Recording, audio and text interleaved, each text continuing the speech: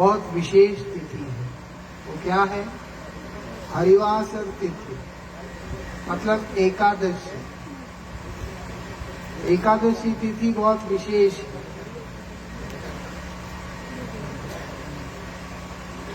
क्या होता है एकादशी में, क्या करना होता है? शास्त्र बताते हरि कीर्तन विधान, भगवान का नाम का कीर्तन करने का विधान, हरिनाम करना होगा।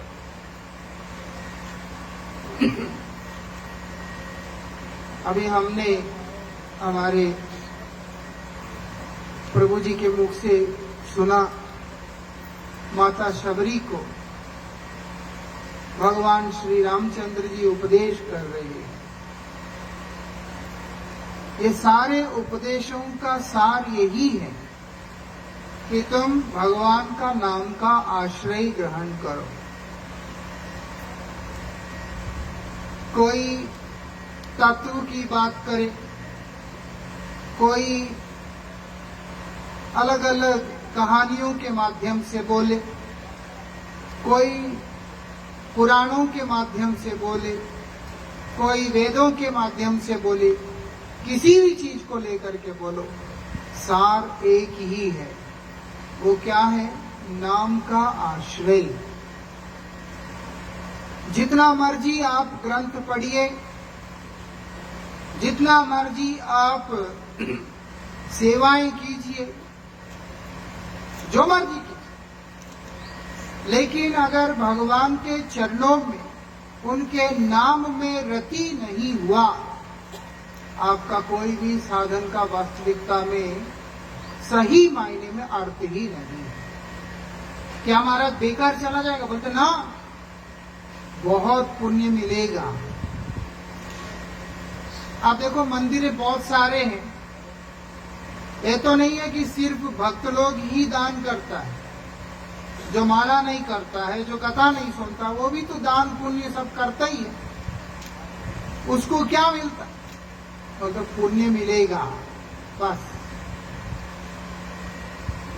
तो अच्छा तो है, पुण्य होने से स्वर्ग मिलता है। शास्त्र बताते हैं स्वर्ग अवश्य ही मिलता है, लेकिन जैसे ही आपका कमाया हुआ पुण्य का फल खत्म हो जाता है, वहां से लात मार के निकाल दिया जाता है। ये भूलोक से ऊपर उठकर किसी भी लोक में चले जाओ, होना वही है। आदमी इस संसार में 100 अश्वमेध यज्ञ करने से वो इंद्र बनता है, स्वर्ग का राजा। मैं तो छोटे मोटे पुण्य की बात नहीं कर रहा। छोटा मोटा पुण्य काम करने पर वो व्यक्ति कहां जाएगा? स्वर्ग में जाएगा। और स्वर्ग में जाकर सुख को भोग करेगा। कब तक करेगा? इस संसार में जैसे हम देखते हैं, आपके जेब में 100 रुपए हैं तो आप 100 रुपए के ही मालिक हैं, है ना? जो 101 रुपए का जो चीज है, वो खरीदने का सामर्थ्य भी फिर आप खो देंगे, क्योंकि आपके पास सिर्फ 100 रुपए हैं। 100 रुपए के राजा है, आप कुछ भी उस 100 रुपए में मिलता है आप खरीद सकते हैं। लेकिन जब 101 होता है, वापस जाना पड़ेगा। 1000 रुपए तो 1000 का मालिक। जितना आपका जेब में धन है, उतना ही आप व्यय कर सकते हैं। स्थूल रूप से ये जो पैसा, वस्तु, पदार्थ जो जगत में दिखता है, उसको आप जैसे भोग करते हैं, सूक्ष्म रूप से आपकी जो कमाई है वो पुण्य बनकर आपके साथ जाता है। अथवा कोई ऐसी पुण्य कर्म ना किया हो तो पाप बन के साथ में जाता है। ये पाप और पुण्य दोनों कमाई है। एक व्यक्ति पाप भी कमाता है, पुण्य भी कमाता है। अब कई लोग सोचते हैं पुण्य जब होगा उससे उतना पाप कट जाता है, ऐसे धंधे ऊपर नहीं चलते। ऊपर वो हिसाब नहीं, जितना पुण्य किया उतना पुण्य का फल, जितना ही पाप किया उतना पाप का फल जरूर मिलेगा। इसीलिए पुण्य करने वाला व्यक्ति स्वर्ग में जाएगा, स्वर्ग का सुख को भोग करेगा, और पाप करने वाला व्यक्ति नरक में जाकर वहां के अलग अलग प्रकार की यातनाओं को भोग करेंगे। कब तक? जैसे एक आदमी को 10 साल का कारावास हो गया, अब वो 10 साल में जितने दिन होते हैं, जितने घंटे होते हैं, नाप के उतना देर तक आपको वही रहना पड़ेगा। उसके बाद आप बोलो यहां रह के बड़ा मजा आ रहा है, अब यही रह लेता हूं, लात मार के निकालेंगे। मालूम है, जेल होने पे भी लात मार के निकालेंगे। दोबारा आपको कुछ ना कुछ हरकत करना पड़ेगा, तब जाके आप फिर वहां रहने का अधिकार प्राप्त करेंगे। ऐसा नरक भी ऐसा ही है। जितना समय के लिए आपका पाप का कमाई हुआ है वो खर्च होने तक आपको वहां रखेंगे, उसके बाद लात मार के निकालेंगे। स्वर्ग में भी ऐसा ही। और इन सब को छोड़ो, इंद्र जो कि स्वर्ग का राजा, जैसे ही उनका समय खत्म हो गया उनको भी छुट्टी कर दिया जाएगा। ऐसे अलग अलग लोकों में ऊपर और नीचे अपने साधना के अनुसार, अपने कमाई के अनुसार एक व्यक्ति जाता है। वो चाहे सिद्ध लोक हो, गंधर्व लोक हो, कोई भी लोक, पितृलोक हो, कहीं पे भी।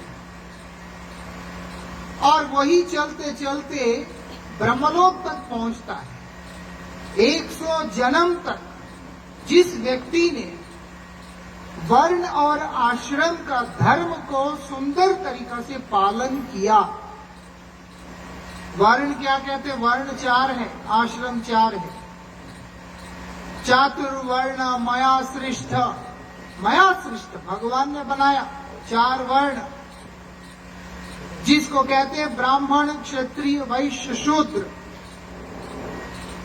इसको भगवान ने बनाया। ब्राह्मण घर में पैदा होने से कोई ब्राह्मण नहीं हो जाता, क्षत्रियों के घर में पैदा होने से कोई क्षत्रिय नहीं हो जाता, वैश्य के घर में पैदा होने से कोई वैश्य नहीं हो जाता, शूद्र के घर में पैदा होने से कोई शूद्र नहीं हो जाता। ऐसे ब्राह्मण के लक्षण है, क्षत्रिय के लक्षण है, वैश्य के लक्षण है, शूद्र के लक्षण है। उन लक्षणों के साथ युक्त आचरण करते हुए जो लोग चलते हैं उनको वर्ण रूप से विभाग किया गया है। और उसके बाद 4 आश्रम, ब्रह्मचर्य आश्रम, गृहस्थ आश्रम, वानप्रस्थ आश्रम, संन्यास आश्रम, ये 4 आश्रम।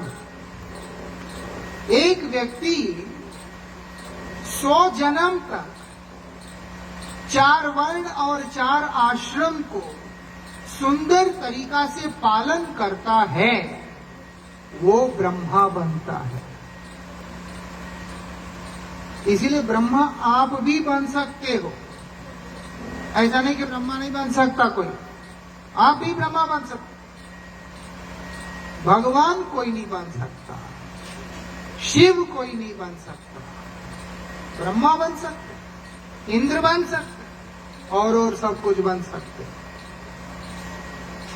लेकिन भगवत गीता में भगवान खुद ही बोल रहे हैं, जितने भी लोग हैं वो सारे ही एक समय आने के बाद समाप्त हो जाते हैं, सब समाप्त हो जाते, रहेगा कुछ नहीं। फिर क्या रहेगा? वो बोलते हैं भगवान का धाम रहेगा, भगवान स्वयं रहेंगे, भगवान की आराधना करने वाले रहेंगे।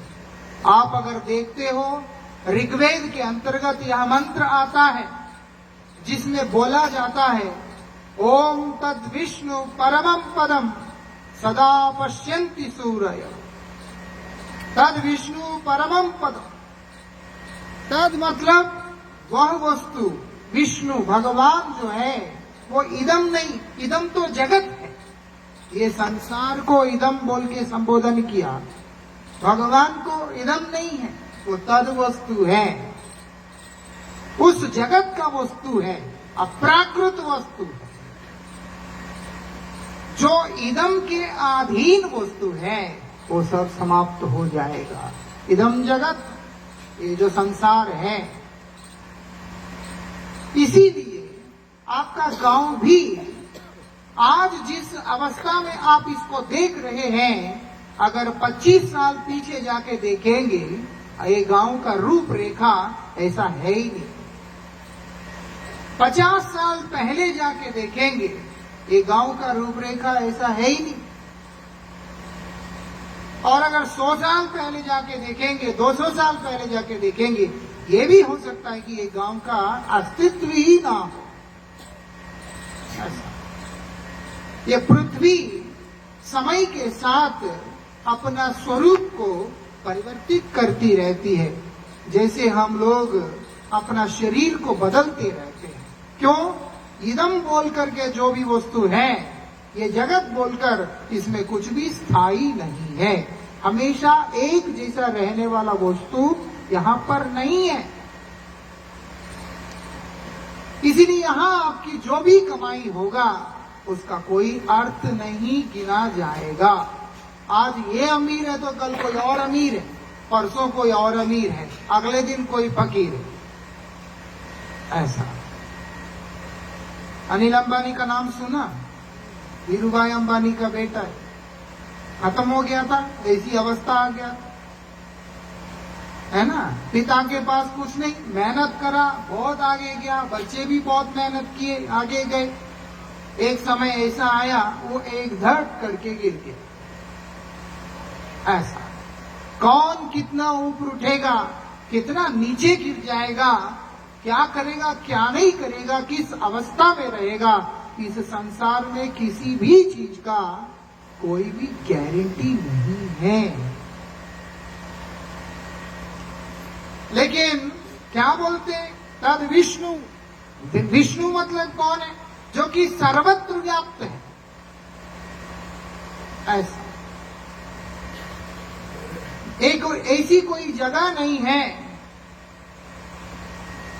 जहां पर उनका उपस्थिति दर्ज ना हो। ऐसे जो भगवान विष्णु हैं, जो कि तद वस्तु है, जिनके कारण हर वस्तु का स्थिति देखने को मिलता है। एक वस्तु है, उसका अस्तित्व के पीछे आधार वो भगवान है। किस रूप से? सच्चिदानंदमयी रूप से है, ऐसा बोलते। परमम पदम, वही जो विष्णु के पद हैं, मतलब धाम। पद मतलब चरण भी है, लेकिन धाम को भी कहते हैं। वो जिस स्थान पर विद्यमान है, उस जगत की बात कर रहे हैं, परमम पदम, ऐसा।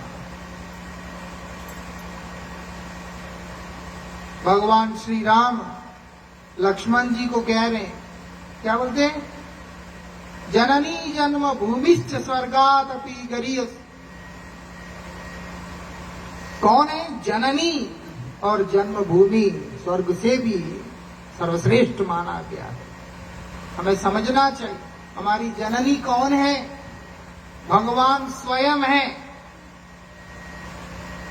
हमारा पिता, हमारा माता, हमारा धाता, हमारा पति, हमारा भरतार, हमारा सब कुछ केवल भगवान है। भगवान के ही प्रसव से हम लोगों का उत्पत्ति हुआ है। भगवान के जिनका नाम है कारणोदकशायी महाविष्णु, उनके श्रीअंग से, उनके शरीर के लोमकूप से अनंत ब्रह्मांड निकल के आ रहे हैं। नहीं जी, मैं नहीं मानता, तुम्हारा शरीर से पसीना नहीं आता। कहां से आता है पसीना?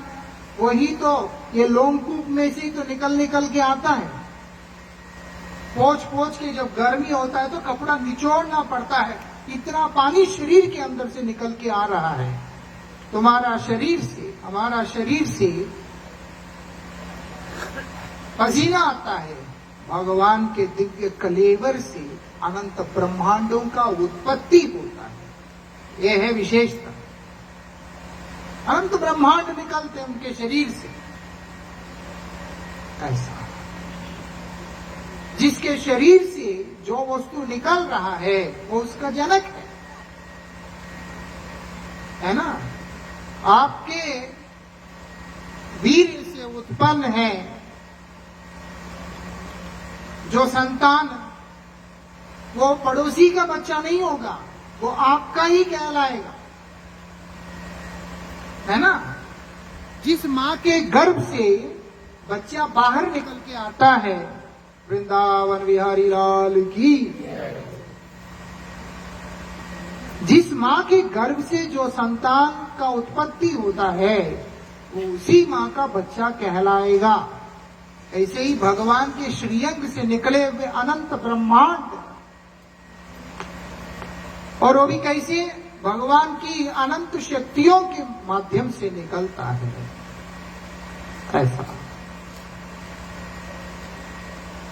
शक्तिमान गोविंद है, और वो शक्तिमान की जो शक्ति, उनकी अपनी निज शक्ति से उद्भूत जो जीव हैं, वही उसका पिता, उसका माता भगवान खुद है।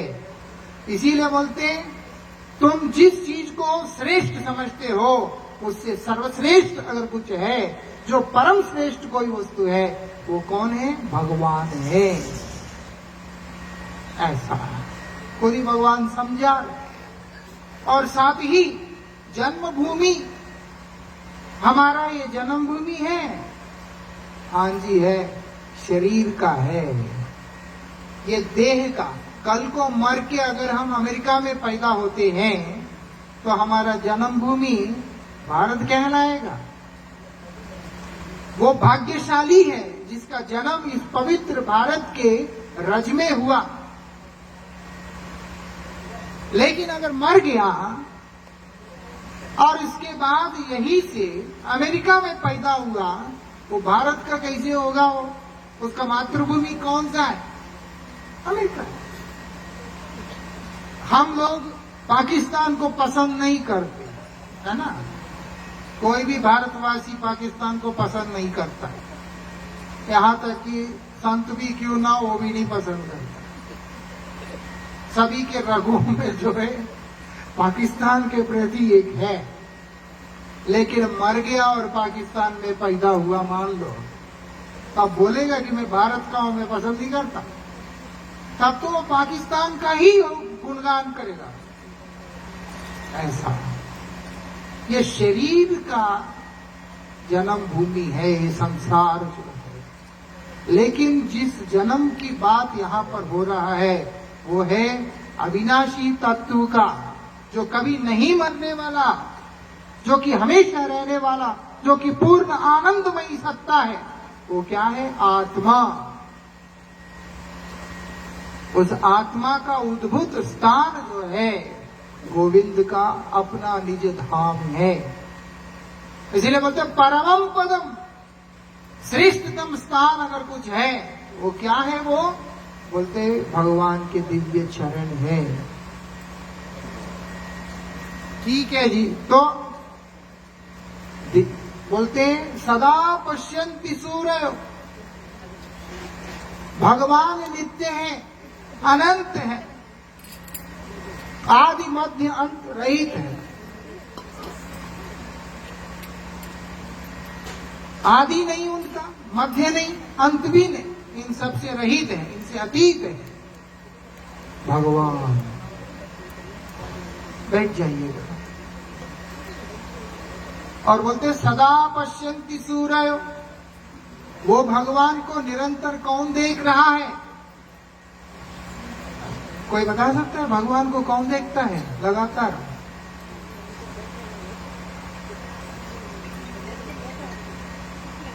बोलते हैं उनके चरणों में आश्रित होकर उन्हीं को प्राप्त किया हुआ जो देवगण हैं वही देखते हैं, और कोई नहीं। हमको लगता है हम जाके भगवान को देखते हैं। भगवान का एक नाम अधोक्षज है। तुम्हें भगवान पे विश्वास ही नहीं जब, वो क्यों दिखेगा?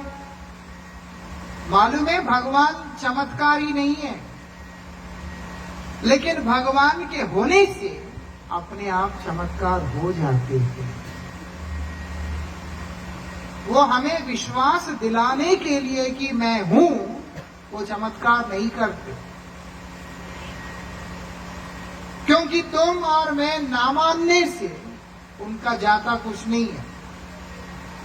मैंने माला नहीं किया जी, मैं कोई सत्संग में नहीं गया जी, अच्छी बात है। उससे बताओ भगवान का नुकसान क्या है? कोई बता सकता है मेरे भजन ना करने से भगवान को क्या नुकसान होने वाला? कोई नुकसान नहीं है। आपको एक बात बताता हूं, महाभारत की बात है।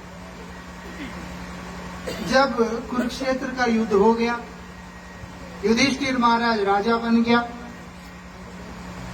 अब वो क्या करते हैं, कृष्ण बोलते मुझे द्वारका जाना है वापस। सब तो हो गया आप लोगों का सेटलमेंट, है ना। भीम जो है बन गया युवराज, क्योंकि उनके अपने बेटों को तो अश्वत्थामा ने मार दिया। अर्जुन बन गया सेनापति, नकुल सहदेव बन गया अंगरक्षक, युधिष्ठिर महाराज राजा है, परीक्षित महाराज छोटा सा बच्चा है।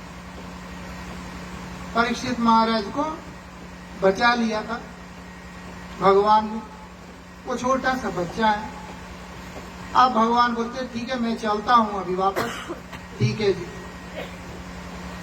जब भगवान अर्जुन को लेके जा रहे हैं, संध्या काल हो गया, शाम हो गया। रथ पे जा रहे दोनों, अर्जुन रथ को हाँक रहे हैं, कृष्ण रथ में बैठे, क्योंकि 18 दिन लगभग युद्ध चला और कृष्ण अर्जुन के सारथी बनकर उनको सारी सेवाओं को किया। अब एक प्रेम भी, भक्ति भी, कृतज्ञता का भाव भी, सब कुछ है। इसीलिए अब अर्जुन कहता है कि नाथ आप रथ में विराजमान हो, मैं चलाता हूं। ठीक है। चलते हुए जा रहे हैं, शाम को एक स्थान पर रुकते हैं सूर्यास्त के बाद। वो एक ऋषि का आश्रम है।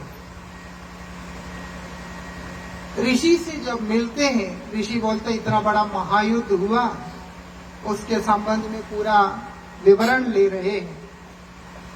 सुनते सुनते ऋषि को आ रहा गुस्सा। किसके ऊपर? कृष्ण के ऊपर। वो दोनों देख रहे क्या हो गया इसको। तो ऋषि कहता है कि मैं आपको अभी श्राप देने वाला हूं, संभालो। क्यों? बोलते क्योंकि आप युद्ध रोक सकते थे, आपने रोका नहीं।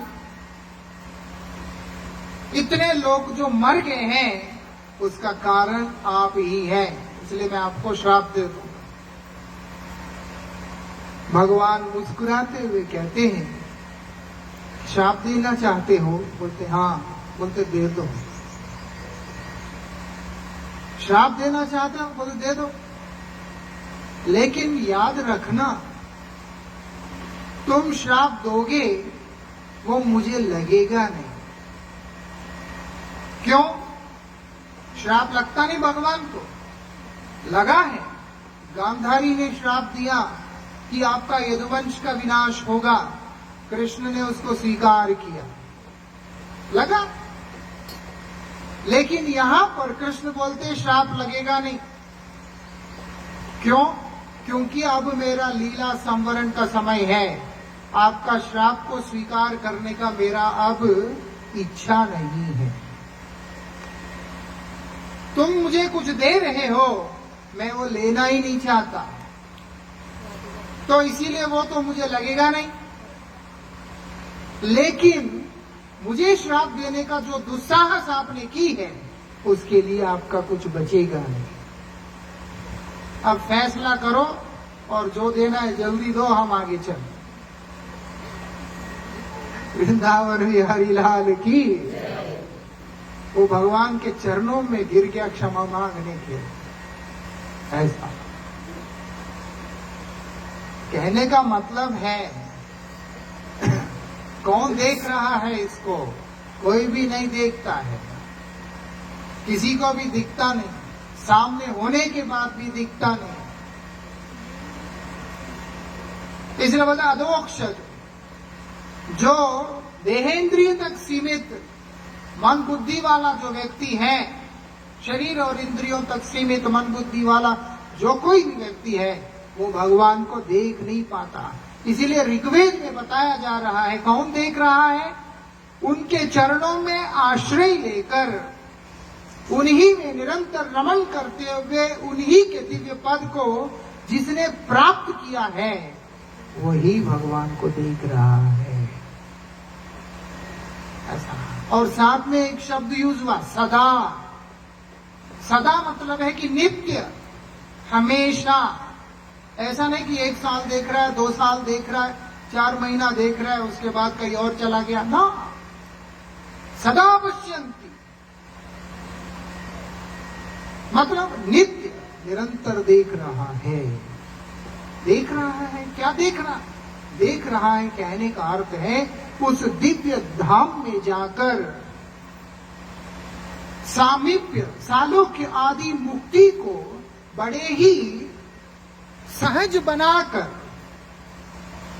जिस मुक्ति के लिए बड़े बड़े जो ऋषि हैं ध्यान करते हैं निरंतर, जिस अवस्था के, वो बड़े सहजता से वो प्राप्त कर जाते हैं। सामीप्य, उनके श्री चरणों के सन्निकट में रहना, सालोक्य, उनके ही लोक में वास करना।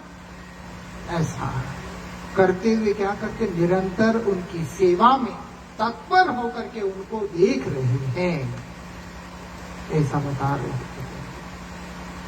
इसीलिए बोलते हैं यद्गत्वा, अगर तुम भाग्य से साधन करके उस स्थान को, उस पद को प्राप्त कर लिया, न निवर्तन्ते, वो तुम्हारा साधना चिरकाल के लिए हो गया, नित्य काल के लिए हो गया है। वो कौन सी साधना? वो बोलते हैं हरिनाम। हरिनाम और कुछ नहीं। बाकी अन्य साधन, तपस्या से, योग साधन से, ज्ञान से, ये सब चीजों से जो भी हम प्राप्त करते हैं, समय के साथ सब समाप्त हो जाते हैं। समय के साथ वो एक दिन समय के साथ सब कुछ समाप्त हो जाता है।